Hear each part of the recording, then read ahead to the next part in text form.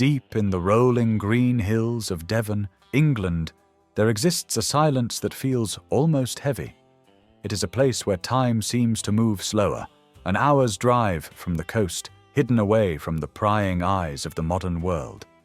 Here, just off the main street of a sleepy village, sits a house with an overgrown garden and a shed that has seen better days. To the casual observer, it is nothing more than a storage unit for garden tools, perhaps some firewood, or the forgotten detritus of a quiet life. But inside this unassuming barn, buried under 40 years of dust, darkness, and damp air, lies a machine of aristocracy and espionage. It looks at first glance like a shipwreck. The bodywork is scarred, the paint is a confusing mix of peeling gold and hidden red, and the rear end has corroded into something resembling lace. But beneath the decay lies one of the most significant automotive discoveries of the decade. This is not just a car, it is a piece of British motoring royalty. It is a 1959 Aston Martin DB4, but this is not just any DB4. This is chassis number 124. Since production began at chassis number 100, this is the 24th DB4 ever to leave the Newport Pagnell factory. It is a Genesis machine, an early echo of the car that would eventually evolve into the cinematic icon driven by James Bond. However, the irony of this specific vehicle is that its connection to the world of spies and secret agents is not fiction. It is historical fact. To understand why this car sits rotting in a Devonshire shed, we must peel back the layers of history, much like the peeling gold paint that currently disfigures its aluminum skin. The story begins in 1959. The car was delivered new to a man named Captain Lemos. Lemos was not your average motorist. During the Second World War, he was a member of the Greek resistance, deeply entangled with the OSS, the Office of Strategic Services, the precursor to the Central Intelligence Agency. He was a man of shadows, operating in the Eastern Mediterranean, serving American interests in a theater of war defined by subterfuge. When the war ended, the American government gifted him a Liberty ship, a massive cargo vessel, perhaps as payment for services rendered. Captain Lemos was, by all accounts, a real-life James Bond long before Sean Connery ever donned a tuxedo. And this DB4 was his chariot. But the story takes a darker, more eccentric turn in the early 1960s. The car was sold to the father of a friend of the current custodian. This second owner was a man of immense, sudden wealth and immense recklessness. In 1951, an uncle who held a major share in British American tobacco left him a bequest of £1 million. In today's money, that is a fortune beyond comprehension. He spent it all. He bought a 1934 one-off Bentley, he bought airplanes, he bought sailing yachts, and he bought this Aston Martin. But he treated the delicate, hand-built Grand Tourer not as a piece of art, but as a utility vehicle. If you look closely at the rear of the car today, through the rust and the rot, you will find a tow bar. A tow bar on an Aston Martin DB4. This explains the car's catastrophic condition. This wealthy eccentric didn't just drive the car, he used it to reverse his yacht into the ocean. For years, the rear end of this Italian-designed masterpiece was submerged in salt water, launching boats off the coast. The corrosion we see today is not just from the damp air of a barn. It is the scars of the Atlantic Ocean eating away at the aluminum and steel. By 1982, the money was gone, the yachting days were over, and the Aston was parked. It has not moved under its own power since. Enter Paddy. Paddy is the current guardian of the wreck, and he is perhaps the only man qualified to bring it back from the dead. He is not a mere mechanic, he is a race engineer of the highest order. His resume reads like a history of high-speed internal combustion, a dyno development engineer, a veteran of Formula One and Group C racing, and a man who ran teams at the Isle of Man TT. His workshop is an Aladdin's cave of mechanical wonder, housing not just the Aston, but a 1972 Ferrari dyno that he is currently modifying to accept a modern Ferrari 458 Italia engine, a testament to his engineering madness. Paddy has owned the Aston since 2003, having saved it from his friend's garage where it had sat since 1982. For 20 years it has sat in this spot in Devon. The tyres are flat, the engine is silent, and the interior is a time capsule of mold and decay. The mission today is ambitious, perhaps even foolish. We are not here to restore the car. That is a job for a lifetime. We are here to see if the heart of the beast still beats. We want to know if the 3.7-litre double overhead cam straight 6 engine number 370/119, will turn over after 4 decades of silence. The DB4 was a revelation in its day. It featured superleggera construction, meaning super light, licensed from Carrozzeria Touring of Milan. It was a steel tube skeleton clothed in a thin aluminum skin. It was the first production car capable of accelerating from 0 to 100 miles per hour and braking back to a standstill in under 30 seconds. In 1959, this was rocket science. Today, it is a fragile ecosystem of dissimilar metals fighting a losing war against oxidation. The first step is excavation. We have to push the car out of the shed. The brakes, surprisingly, are not seized. Paddy, in a moment of foresight 20 years ago, removed the calipers. As the car rolls into the daylight for the first time in a generation, the lines of the bodywork verify its pedigree. Despite the gold finger paint job and the rot, the silhouette is undeniable. It is beautiful. Opening the bonnet reveals the 3.7-litre masterpiece. It is filthy, covered in the debris of nature. Sycamore seeds, known locally as helicopters, fill the valley between the camshafts. The throttle linkage has disintegrated, turning into iron oxide cornflakes at the touch.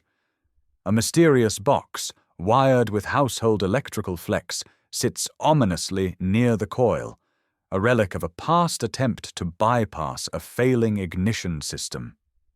It is the kind of modification that sends shivers down the spine of a purist. The fear is that the engine is seized solid. If moisture has entered the cylinders through open valves, the pistons will be rusted to the liners, and the engine will be nothing more than a heavy paperweight. Paddy prepares the patient carefully. He removes the spark plugs, vacuuming out decades of grit to prevent it from falling into the combustion chamber. He floods the cylinders with penetrating oil, a holy water for seized mechanics. We attach a socket to the crankshaft pulley. The moment of truth arrives. It moves. Smoothly, without resistance, the great straight 6 rotates. It breathes. Great puffs of air wheeze out of the spark plug holes, expelling 40 years of stale atmosphere. The mechanical integrity of the engine seems miraculous. The water pump is seized, and the dynamo is frozen, but the heart, the crank and pistons, is free. But turning over is one thing. Running is another. We connect a battery. The electrical system, dormant since the Falklands War, wakes up. The lights illuminate. Even the dashboard clock starts ticking, a ghostly reminder of the time that has passed. But as we crank the engine, looking for that vital spark, we are met with disappointment. There is no fire. The diagnosis begins. The coil, an ancient component, has a fitting made of bakelite that crumbles to dust in our hands. The points in the distributor are corroded, covered in an invisible film of oxidation. The mysterious aftermarket ignition box is a labyrinth of rot. We try to bypass it, splicing wires, cleaning contacts, but the Aston refuses to spark. The day ends in defeat. The car is pushed back into the dark. But a race engineer does not accept defeat. Over the next 24 hours, Paddy goes to work. In the dead of night, he fires up his lathe. He machines a brand new coil fitting from industrial nylon to replace the crumbled bakelite. He disassembles the distributor, spending hours scrubbing the contact points until they shine. He traces the firing order, relabels the leads, and rebuilds the ignition system from first principles. He is a surgeon operating on a geriatric patient. The dawn of the second day brings a shift in the atmosphere. The air in the shed is no longer heavy with the stale scent of abandonment. It is charged with the electric tension of a resurrection attempt. Paddy moves with the deliberate, quiet focus of a surgeon preparing for a procedure where the patient's survival is far from guaranteed. He lifts the radiator back into its cradle, the metal groaning softly as it settles into mounts that haven't borne weight in decades. He pours coolant into the neck, and the glug of the liquid is the only sound in the room. We wait for the inevitable drip, the telltale puddle on the concrete that signifies a rotted core. But the puddle never forms. Incredibly, the copper and brass have held their integrity. A small but significant victory in a war against entropy. Next comes the fuel. To trust the car's original tank would be suicide for the engine. The sludge at the bottom is likely more tar than petrol. Instead, Paddy rigs a jerry can, a temporary heart bypass, feeding fresh, high-octane life directly into the twin SU carburetors. He checks the lines. He checks the new nylon coil fitting he machined in the dead of night. Everything is as ready as it will ever be. He slides into the driver's seat. The leather, dry and cracked like a riverbed in a drought, crunches under his weight. He reaches for the ignition key. For a second, his hand hovers. This is the binary moment. Either the engine turns and fires, validating 40 years of waiting, or it remains silent, confirming that the damage is terminal. He turns the key. The starter motor engages with a laborious metallic whine. Whir, whir, whir. It struggles against the compression, fighting the friction of piston rings that have been static since the Falklands War. For a fleeting moment, there is nothing but the sound of the struggle. Then, a cough. A single cylinder attempts to fire, a stumble in the darkness. Paddy doesn't let off. He feathers the throttle, coaxing the fuel into the manifold. And then, violence. With a thunderous bark, the straight six erupts. It does not start with the polite, computerized efficiency of a modern vehicle. It explodes into life. The sound is guttural, raw, and magnificent, a mechanical cacophony of solid lifters, timing chains, and combustion that hasn't been muffled by modern emissions equipment. A thick cloud of blue smoke instantly fills the barn, blinding us, stinging the eyes with the smell of burning oil and rich hydrocarbons. It is the incense of automotive theology. The 6 cylinders fight for a moment, uneven and angry, before settling into a rhythmic, heavy idle. The entire car begins to vibrate.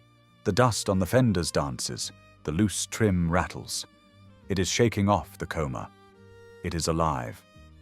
For the first time since 1982, the intricate dance of valves and pistons that began on a clean assembly floor in Newport Pagnell continues here, in a cluttered shed in Devon. Standing in that cloud of exhaust smoke, you are forced to confront the sheer gravity of what this machine is. This Aston Martin DB4 chassis 124 is a survivor in the truest sense of the word. Its history is written in its scars. It has survived the clandestine high-stakes world of Cold War espionage, with its first owner, Captain Lemos. It has survived the humiliation and saltwater torture of its second owner, a man who treated a piece of Italian-designed art like a farm tractor. It has survived 40 years of neglect, hidden away while the world changed around it. Most cars of this era, treated with such disregard, would have dissolved into the earth long ago. But the engineering beneath the skin, the vision of Tadek Marek who designed this engine, has proven to be bulletproof. It stands as a testament to a time when things were built with a surplus of material and a surplus of pride. It represents the stubbornness of mechanics like Paddy, who refuse to let history die in the dark. To look at the car now, vibrating with energy, is to see a ghost made solid. It is a long, long way from being roadworthy. The body requires a craftsman's touch to cut away the cancerous rot. The tragic gold paint must be stripped away to reveal the dignity of the peony red beneath. The interior needs to be liberated from the grip of mildew and time. But the soul of the car, the engine, has returned. The difficult part is over. The metal is willing. Deep in the woods of Devon, the sleeping spy has awakened. And while it may never launch a yacht again, or carry secret documents across a war-torn border in the dead of night, it has one more story left to tell. It is the story of its own survival, a narrative that is only just beginning to be written.